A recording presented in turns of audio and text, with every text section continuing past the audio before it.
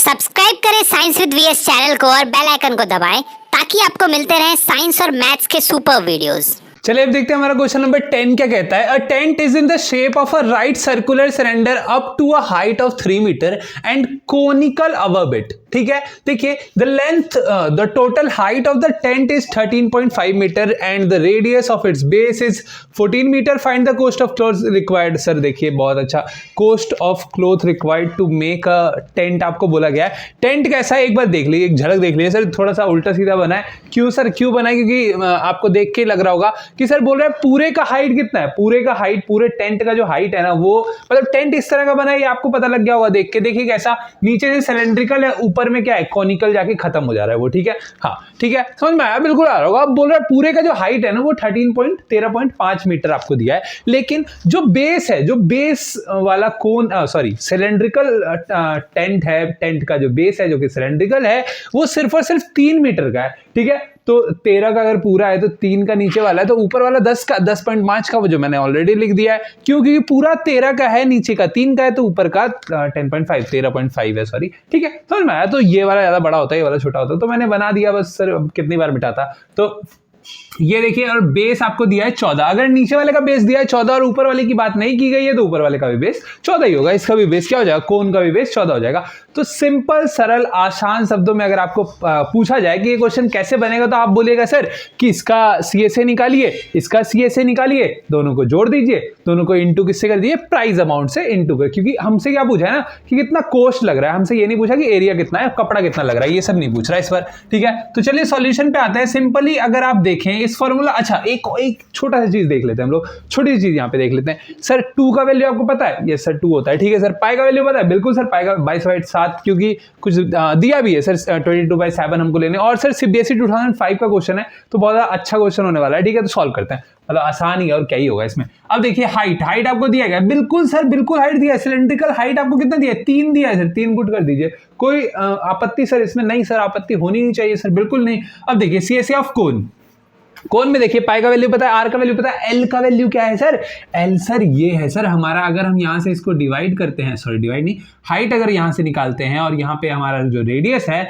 और जो हमारा ये वाला जो स्लेंट हाइट निकल के आएगा वही हमारा क्या होता है, एल होता है। तो इसको हम क्या लिख सकते हैं, पाइथागोरस। अच्छा चलिए सॉल्व करते हैं, आगे बनाते हैं, आगे बताएंगे। बस यही मेन चीज है जो आपको निकालना है, बाकी सारी चीजें आपको गिवन है। ठीक है, बस यही बता रहा था मैं। अब देखिए, अब डायरेक्ट लिखते हैं CSA ऑफ सिलेंडर क्या होता है सर, डायरेक्ट लिखते हैं CSA ऑफ सिलेंडर होता है आपका 2πRh।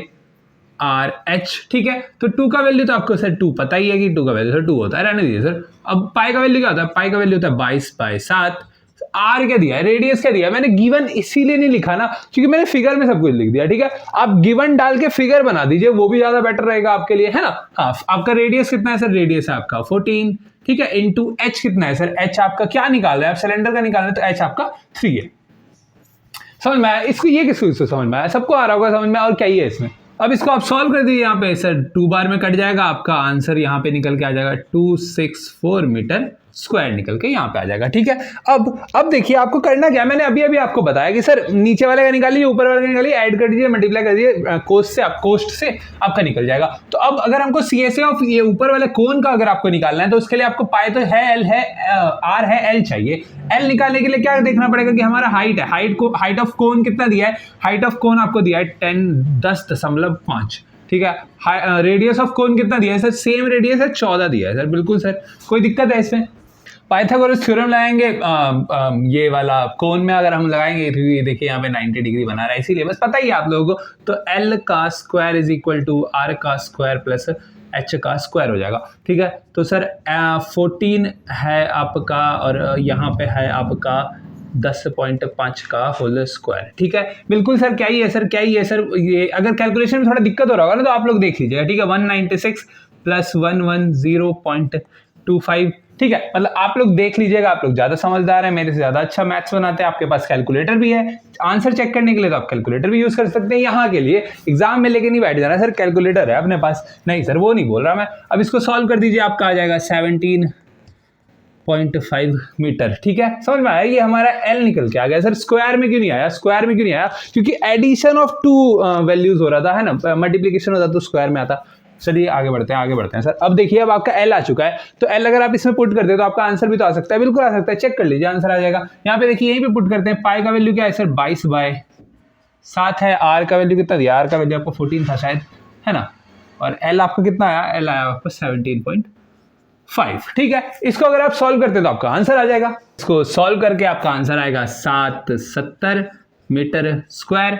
ठीक है, अब अगर 770 और आप इसको प्लस करते हैं तो कितना आ जाएगा सर, देख लीजिए सर, आप लोग सॉल्व कर लीजिए, वैसे तो मैं भी कर देता हूं, कोई दिक्कत नहीं है। मतलब देखिए क्या आप करना है आपको, देखिए मैंने क्या बताया कि इसको और इसको अगर ऐड करते हैं तो टोटल सरफेस एरिया, जो आपका टोटल अमाउंट ऑफ कपड़ा यूज्ड है वो भी निकल सकता है, वो भी तो आप बोल सकते हैं, है ना, वो भी निकल सकता है। तो लिख दीजिए यहाँ पे क्या सर कि total cloth used in making this tent is equal to क्या हो जाएगा, इज इक्वल टू 264 प्लस आपका हो जाएगा 770।